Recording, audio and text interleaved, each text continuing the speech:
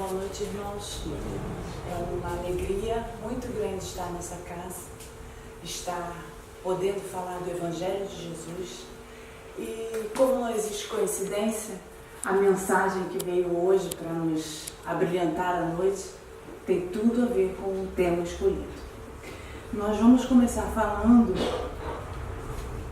de um capítulo do Evangelho, o trabalho de hoje, capítulo 20 do Evangelho segundo o Espiritismo, os trabalhadores da última hora.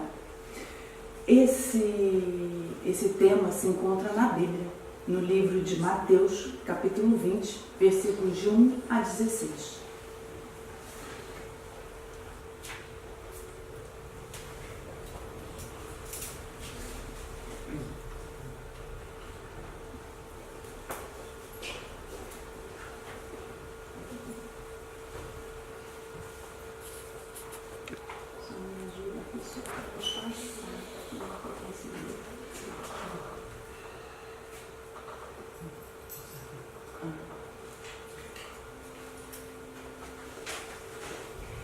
Antes de nós entrarmos no tema, eu gostaria de salientar alguns pontos para a gente observar bem o essencial da nossa votação. Que relação há entre os trabalhadores da última hora e o reino dos céus? E o que Jesus quer que aprendamos com essa parábola? Os trabalhadores da última hora. O reino dos céus é semelhante a um pai de família que saiu de madrugada a fim de aliciar trabalhadores para trabalhar em sua vinha. Tendo acertado com os trabalhadores que eles teriam uma moeda por sua jornada, os enviou à vinha. Saiu ainda na 3ª hora do dia e, tendo visto outros que estavam na praça, sem nada para fazer, lhes disse: "Ide vós também, vós outros, para a minha vinha, e eu vos darei o que for razoável." E eles lá se foram. Saiu ainda na 6ª e na 9ª hora do dia, e fez a mesma coisa. E tendo saído na 11ª hora, encontrou outros que estavam sem nada a fazer, e lhes disse: "Por que permaneceis aí durante todo o dia sem trabalhar?" Disseram-lhe, "porque ninguém nos aliciou." E ele lhes disse: "Ide vós também, vós outros, para a minha vinha." À tarde, tendo chegado, o senhor da vinha disse àquele que tinha incumbência dos seus negócios: "Chamai os obreiros e pagai-lhes, começando desde os últimos até os primeiros." Aqueles, pois, que não tendo vindo para a vinha, senão quando a 10ª hora estava próxima, receberam uma moeda cada um. Os que foram aliciados primeiro, vindo ao seu turno, creram que se lhes daria mais, mas não receberam além de uma moeda cada um. E, em recebendo, eles murmuravam contra o pai de família, dizendo: "Estes últimos não trabalharam senão 1 hora, e vós os tornais iguais a nós, que carregamos o peso do calor do dia." Mas em resposta ele disse a um deles: "Meu amigo, eu não vos fiz justiça? Não acertaste comigo uma moeda pela vossa jornada? Tomai o que vos pertence e ide. Por mim, quero dar a este último tanto quanto a vós. Não me é, pois, permitido fazer o que quero? E o vosso olho é mau, porque eu sou bom? Assim, os últimos serão os primeiros, e os primeiros serão os últimos, porque há muitos chamados e poucos escolhidos." Se encontra no livro de Mateus, capítulo 20, versículos de 1 a 16. Daí, eu queria entrar no tema, comentando, inicialmente, chamando atenção para o significado de parábola. O que vem a ser uma parábola? Uma parábola é uma narrativa curta que emprega uma linguagem figurada e traz para a gente um sentido, um conteúdo moral. Allan Kardec comenta a parábola de Jesus, que está no livro de Mateus. No tempo de Jesus, a mesa era composta basicamente pelo peixe, o pão e o vinho, que era a bebida presente na mesa de todos.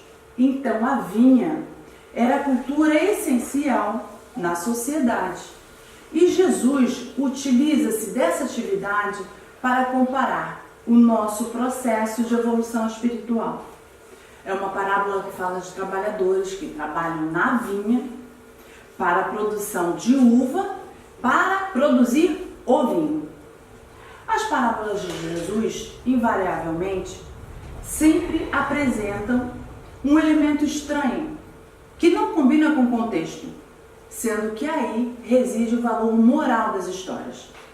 O que Jesus mostra nessa parábola é que o dono da vinha contrata trabalhadores, possivelmente, para colher as uvas, e em todas as parábolas de Jesus tem um elemento estranho, que não tem muita lógica. Esse elemento, aparentemente sem lógica, é aquele que contém a lição moral da história, com a finalidade de chamar a atenção das pessoas. Nessa parábola, o dono da vinha levanta muito cedo, contrata os trabalhadores para colher a uva. Aqueles que começaram a trabalhar às 6 horas da manhã foram contratados para trabalhar todo o dia e receber um pagamento, uma moeda da época. Mais próximo do meio-dia, o dono da vinha sai novamente e alicia ou contrata outros trabalhadores. E os contrata com o mesmo valor, mesmo pagamento para aqueles que já tinham iniciado a jornada às 6 horas da manhã, na primeira hora. Mais tarde, esse dono da vinha sai novamente e contrata outros trabalhadores com o mesmo trato, a mesma moeda de pagamento. E o mais interessante da história, faltando 1 hora para se encerrar a jornada, o dono da vinha sai novamente, vai ao centro, na praça, e contrata novos trabalhadores. E aí que está o X da questão. Quando ele contrata esses trabalhadores, faltando 1 hora para terminar o expediente, o dia, ele paga, ele contrata, ele combina o mesmo pagamento, a mesma situação. Todo mundo trabalhando com cargas de trabalho, com horários diferentes, com jornadas diferentes de trabalho e o mesmo salário. Imagina, isso não faz o menor sentido. Todos recebendo exatamente o mesmo valor. Esse é o elemento estranho da história. Deixava as pessoas confusas e as pessoas ficavam se perguntando: o que o mestre quer ensinar com isso? Por isso, a parábola recebeu o nome dos trabalhadores da última hora. Trabalharam 1 hora apenas e receberam o salário de um dia. O que ele quer ensinar? Por que uma vinha? O que uva e vinho tem a ver com a experiência espiritual? O que uva e vinho tem a ver com os ensinamentos de Jesus? Quem é o dono da vinha? Que trabalhadores são esses? O que significam esses trabalhos que estão sendo realizados?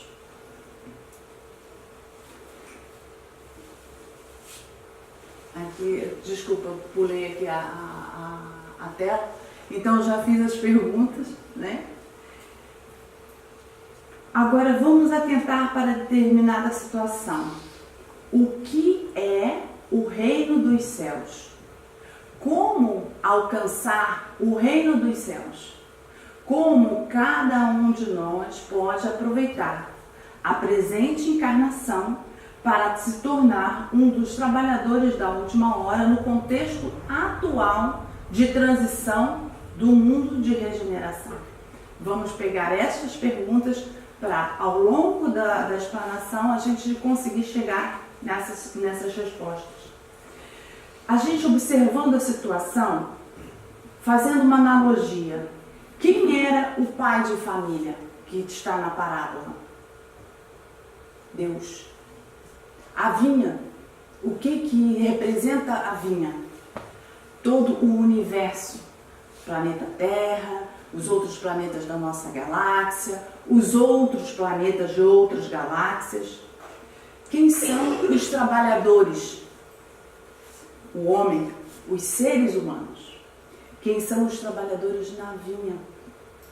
São aqueles que já estão despertos para os ensinamentos de Jesus e hoje já trabalham no bem.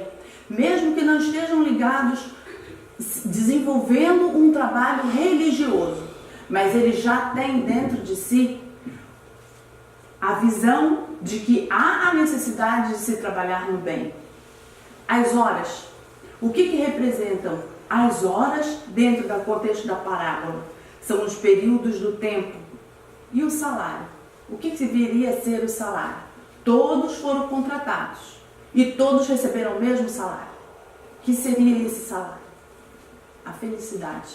Está escrito, Jesus criou todos os espíritos simples e ignorantes. Nós, ao longo da nossa caminhada, nós vamos nos melhorando, nós vamos aprendendo, até nos tornarmos espíritos puros. Quando chegarmos a essa situação de espíritos puros, nós efetivamente seremos felizes. Não que nós não possamos ter a felicidade hoje, mas a nossa felicidade hoje, no nosso mundo de provas e expiações, era uma felicidade relativa em relação ao espírito. Allan Kardec separou essa história para comentá-la, estudá-la, utilizando os conhecimentos do espiritismo. Jesus gostava da simplicidade dos símbolos e, na sua linguagem, os obreiros que chegaram à primeira hora são os profetas. Por que Jesus utilizava símbolos? Porque os símbolos têm a ver com a experiência pessoal, muito particular, uma experiência espiritual. E nós não podemos esquecer que o tema central da mensagem de Jesus é acerca da construção do reino dos céus. O reino que é construído dentro de cada um de nós. Cada um de nós, depois de despertos pelos ensinamentos de Jesus, quando nós começamos a nos melhorar, a atentar para a necessidade de nos reformarmos, nos melhorarmos, nós, na medida em que absorvemos esses conhecimentos e vamos nos melhorando, nós vamos construindo dentro de cada um de nós, no nosso interior, o reino dos céus. O reino dos céus não está lá fora. O reino dos céus, ele é construído todo santo dia, mediante as nossas escolhas, dentro, no nosso interior. Essa parábola tem a ver com a relação, com a nossa relação com Deus. E ela nos diz o que nós estamos fazendo aqui, qual é o propósito da nossa existência, por que nós estamos aqui,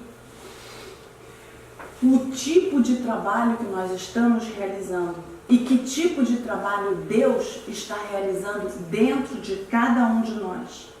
Não é uma profissão, não é um trabalho remunerado. Trata-se de um trabalho espiritual, um trabalho interior. Agora, por que uma vinha? O que uva e vinho tem a ver com a experiência espiritual? Kardec, quando terminou de organizar o Livro dos Espíritos, recebeu uma mensagem. E essa mensagem vinha com um desenho. E ele ficou surpreso sem entender o desenho. Esse desenho ele se encontra em todas as obras básicas. Não é coincidência, não é por acaso. Era um galho de uva com as folhas, o cacho e o cacho de uva. Então os espíritos explicaram a Kardec que o desenho, o cacho de uva, é o emblema do trabalho do Criador. Aí se acham reunidos todos os princípios materiais que podem melhor representar o corpo e o espírito. O corpo é a cepa, o espírito é o licor, o vinho. A alma é o espírito ligado à matéria, que é o bago de uva. O homem que intercedia o espírito pelo trabalho, e só pelo trabalho do corpo o espírito adquire conhecimento. Nós aprendemos que o espírito necessita de um corpo físico, porque a vida em um corpo físico faz com que o espírito se torne experiente. Então, nós nascemos, crescemos, enfrentamos dificuldades, problemas, doenças, perdemos pessoas amadas, nos dedicamos por muitos anos às atividades remuneradas, à nossa família, e dessas relações todas nós temos um aperfeiçoamento. Então, se utilizarmos um símbolo, não se produz vinho a não ser quando a uva é esmagada. Porque se a uva não for esmagada, não sai o líquido. Depois que esse líquido é levado ao barril, e muito tempo depois é que nós teremos o vinho. Então o símbolo aqui é o mesmo. Para que alguém se torne mais maduro, para que alguém se torne mais espiritualizado, é preciso passar pela experiência da vida física. Sem sacrifício, sem dor, não há aprendizado, não há experiência, não há aprimoramento. Aquele que enfrentou mais dificuldades se torna mais forte. E quantas vezes nós, nas nossas convivências, nas nossas relações, encontramos irmãos que a gente fala assim: meu Deus, como ele tem força. Deus dá a força. Mas por que que ele está passando por aquilo? Meu Deus, por que é uma bênção? A dor é um chamamento, porque a gente vai aprender. Ninguém aprende, ninguém se melhora quando está tudo bom, quando está tudo bem.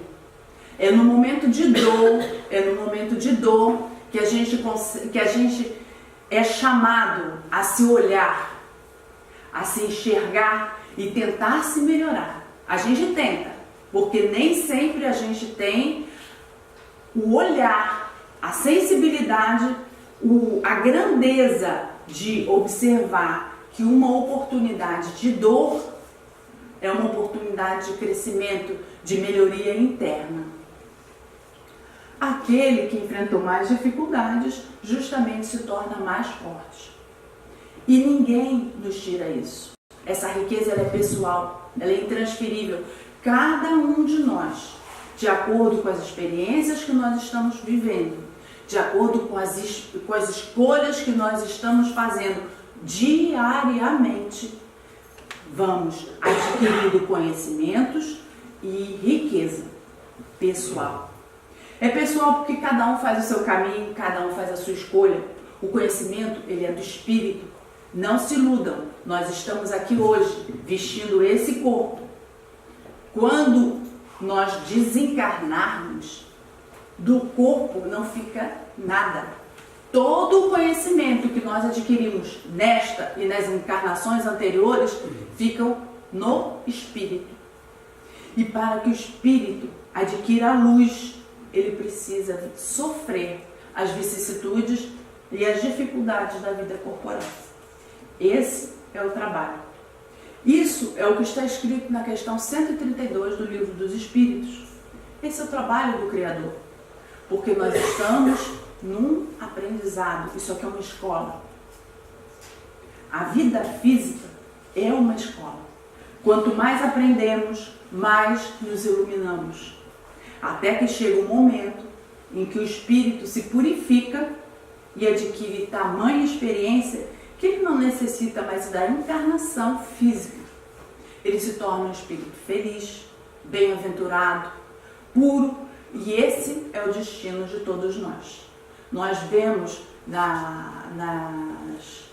olhando para trás na história, vários ícones da religiosidade que passaram por situações, sofreram, e a gente fica pensando, meu Deus, como aquele irmão aguentou? Como ele conseguiu?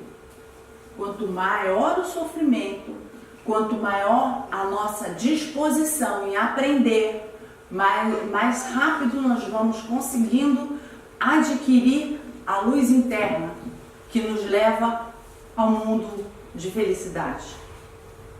Agora nós vamos falar a respeito da divisão em horas. O sentido profético da palavra horas. Quando Jesus esteve entre nós, na região da Palestina, os grandes agricultores contratavam cultivadores ou até mesmo pessoas que trabalhavam especialmente na colheita em turnos horários. O dia, então, era dividido em 12 horas de luz e 12 horas de escuridão. Aqui, no caso, às 12 horas de luz, era feito o trabalho de cultivo e especialmente o trabalho da colheita da uva. Essa estrutura de trabalho diário, remunerado por hora, ainda é muito comum até hoje. Na agricultura moderna, mas sobretudo na época de Jesus, ele tem eco na literatura profética do Velho Testamento. No Velho Testamento, a própria evolução da terra, o desenvolvimento ou regeneração espiritual do mundo é comparada a um trabalho diário, um dia de trabalho.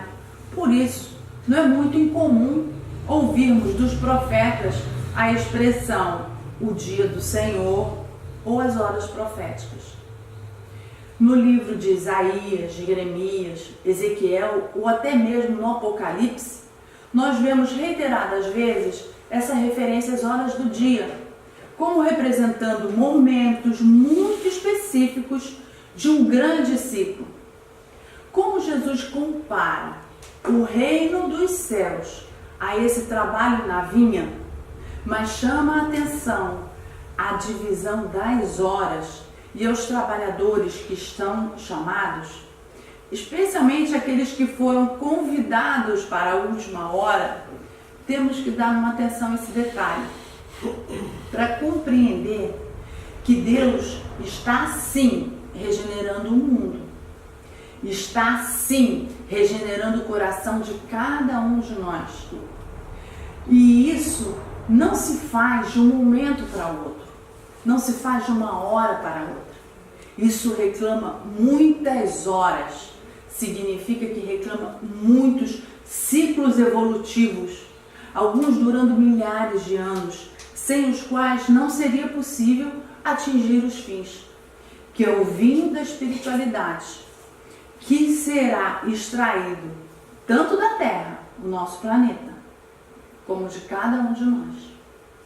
Então, prestar atenção a esse elemento das horas e na importância do trabalho realizado em cada hora específica, porque cada hora tinha um propósito e em cada hora era desenvolvida uma atividade especial.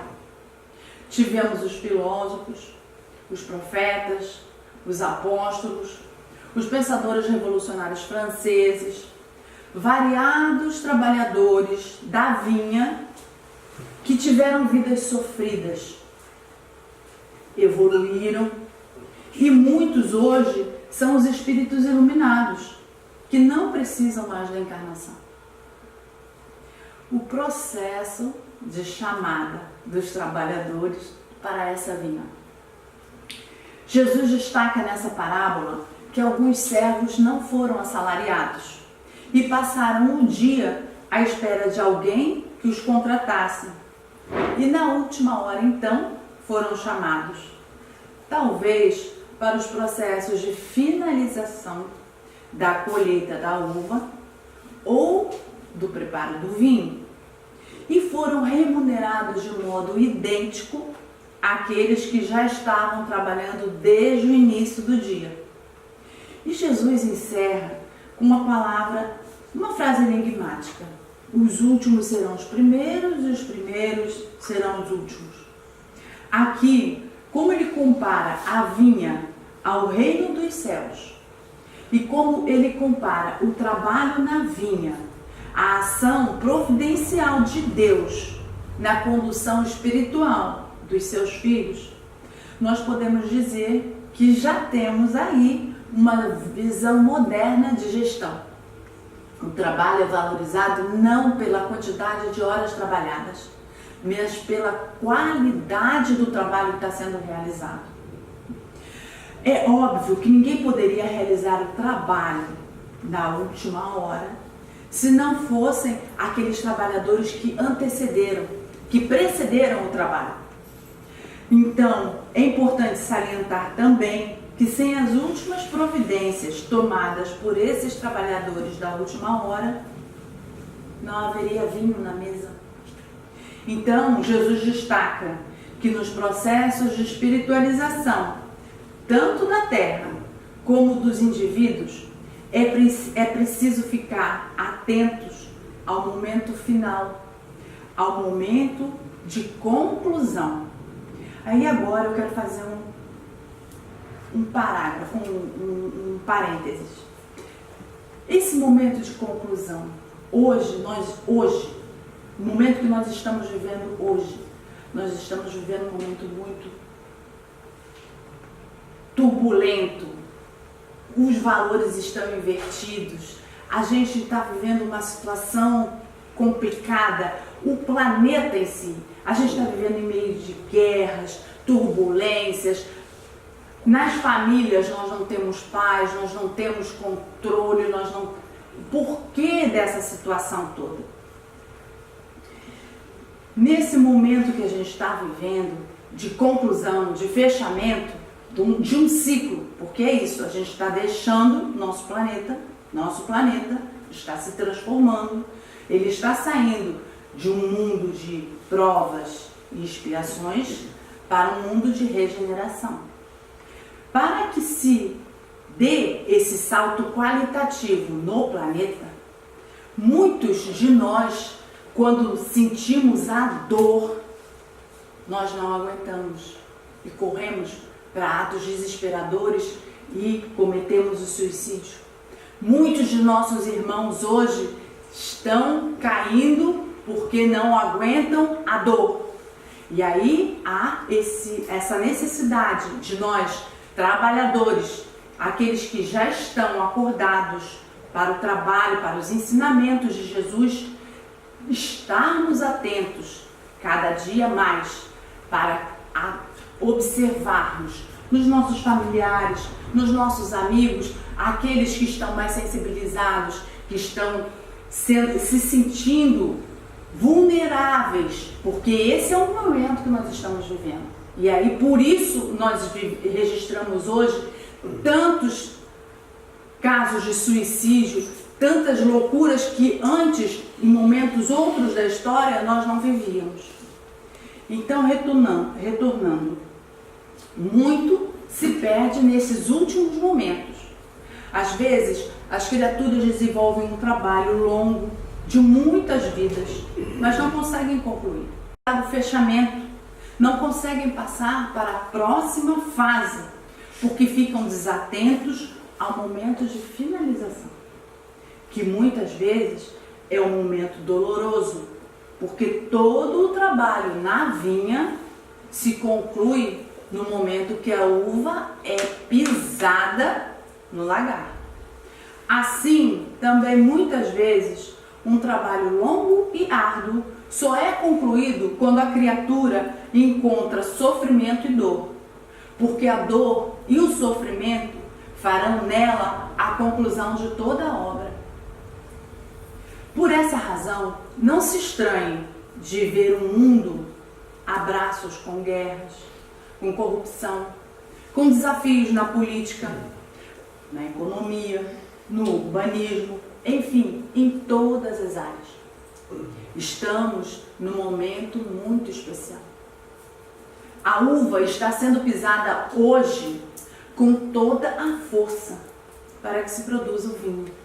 O nosso vinho espiritual. A terra também progride, evoluiu, deixou de ser um mundo primitivo para ser um mundo de aprendizado duro e está em evolução para o mundo de regeneração. Esse processo de transição, ele não se dá automaticamente, ele é um processo longo. Então, a gente já visualiza, já vislumbra em alguns momentos, em alguns lugares, esse mundo de regeneração, que ele é construído no planeta, mas primeiramente dentro de cada um de nós. Ao longo das nossas vidas, ao longo dos nossos dias, de acordo com os nossos pensamentos, com os nossos sentimentos, com as nossas escolhas, nós conseguimos sair de um mundo, de uma vida terrena, de prova, de dureza, e em alguns momentos nós já conseguimos nos colocar no mundo de regeneração. A escolha é nossa.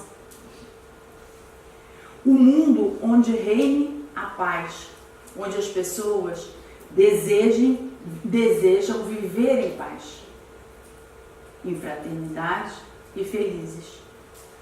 Um mundo onde as pessoas vivam a sua fé em Deus, numa fé cheia de caridade, onde nós não conseguiremos mais matar uma pessoa. E esse mundo está chegando. Por isso, a parábola da última hora. Todo o trabalho dos missionários que nos precederam, foram visando esse momento especial.